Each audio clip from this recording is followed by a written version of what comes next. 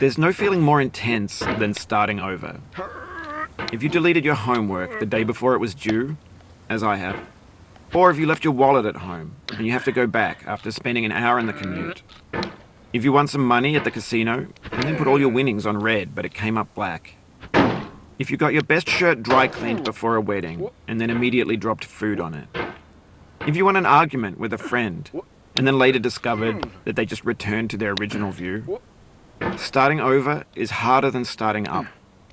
If you're not ready for that, like if you've already had a bad day, then what you're about to go through might be too much.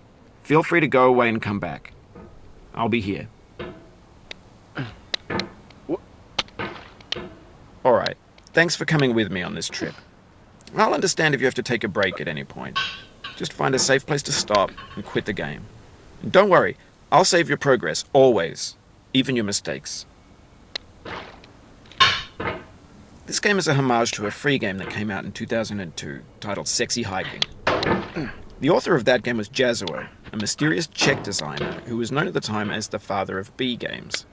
And B games are rough assemblages of found objects.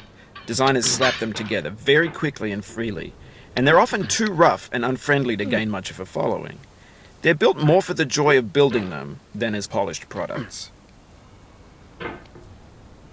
In a certain way, Sexy Hiking is the perfect embodiment of a B game.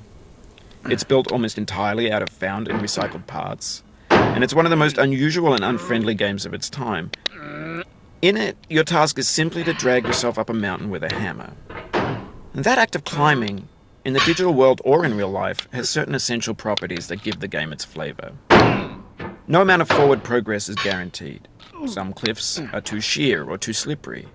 And the player is constantly, unremittingly in danger of falling and losing everything. Anyway, when you start Sexy Hiking, you're standing next to this dead tree that blocks the way to the entire rest of the game. It might take you an hour to get over that tree, and a lot of people never got past it. You prod and you poke at it, exploring the limits of your reach and your strength, trying to find a way up and over. And there's a sense of truth in that lack of compromise. Most obstacles in video game worlds are fake. You can be completely confident in your ability to get through them once you have the correct method or the correct equipment or just by spending enough time. In that sense, every pixelated obstacle in Sexy Hiking is real. The obstacles in Sexy Hiking are unyielding, and that makes the game uniquely frustrating. But I'm not sure Jazzuo intended to make a frustrating game.